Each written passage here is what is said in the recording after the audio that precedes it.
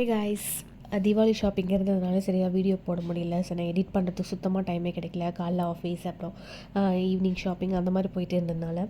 So எங்கள் ஆஃபீஸில் வந்து எங்களுக்கு வந்து தீபாவளி கிஃப்ட் கொடுத்துருந்தாங்க. பாருங்களேன், ஓப்பன் பண்ணால் மெர்சல் ஆகிட்டு நான் வந்து வெளியில் கூட டப்பா பார்க்கும்போது ஓகே பெரிய டப்பாவாக இருக்குது. உள்ளே வந்து வெளியில் வந்து கவர் பிக்சரில் குலாப் ஜாமுன்லாம் போட்டிருந்தாங்க. சரி உள்ளே அதெல்லாம் இருக்கும் போல இருக்குது அப்படின்னு ரொம்ப ஆசையாக ஓப்பன் பண்ணேன். But with sweet box and மிக்சரோடு முடிச்சிட்டாங்க. இது கூட சில பேருக்கு கொடுக்கல. சரி நமக்கு இது கொடுத்துருக்காங்களே அப்படின்னு சொல்லிட்டு சந்தோஷப்பட்டு விட்டுட்டேன். அப்புறம் இன்றைக்கி வந்து பார்த்திங்கன்னா முறுக்கு சுட்டேன் கைஸ். என்னோடய வாழ்நாள்லேயே முதலாக நான் முறுக்கு சுட்டு சாதனை பண்ணியிருக்கேன். சும்மா ஒரு ஸ்வீட் பாக்ஸ் வாங்குறதுக்காக கடைக்கு போனேன். அங்கே போனால் வந்துட்டு ரெடிமேடாக வந்து மாவு அரைச்சி வச்சுருந்தாங்க. ஸோ இந்த ஹோம்மேடில் வச்சுருப்பாங்களே அந்த மாதிரி மாவும் அதிரசமாவும் முறுக்கு மாவும் வச்சுருந்தாங்க.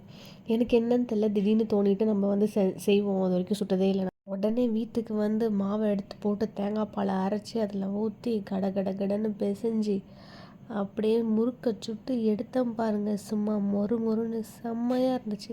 கொஞ்ச நேரத்தில் நானே அசந்து போயிட்டேன். நான் சுட்ட முறுக்கா இவ்வளோ நல்லா வந்திருக்கு அப்படின்னு சொல்லிட்டு காட்டுறேன் பாருங்கள். இந்த முறுக்கச்செல்லாம் பார்க்கும்போது நான் சின்ன வயசில் நினைப்பேன் இதெல்லாம் எப்படி தான் புரியுறாங்களோ அப்படின்னு சொல்லிட்டு. பட் ஆனால் இதை புரியறதுக்கு ஒரு பதம் இருக்குது. ஃபஸ்ட் டைம் பண்ணுறேன். எந்த பக்கம் வச்சு எப்படி போடுறதுன்னு தெரியாமல் கொஞ்ச நேரம் தள்ளாடிட்டு இருந்தேன். அதுக்கப்புறமா கண்டுபிடிச்சி எப்படியோ கரெக்டாக இதை போட்டு இதை யூட்டிலைஸ் பண்ணிட்டேன். நான் சுட்ட முறுக்கு தான், ஆனால் என்னாலேயும் நம்ப முடியல. பை கைஸ், நெக்ஸ்ட் வீடியோவில் பார்க்கலாம்.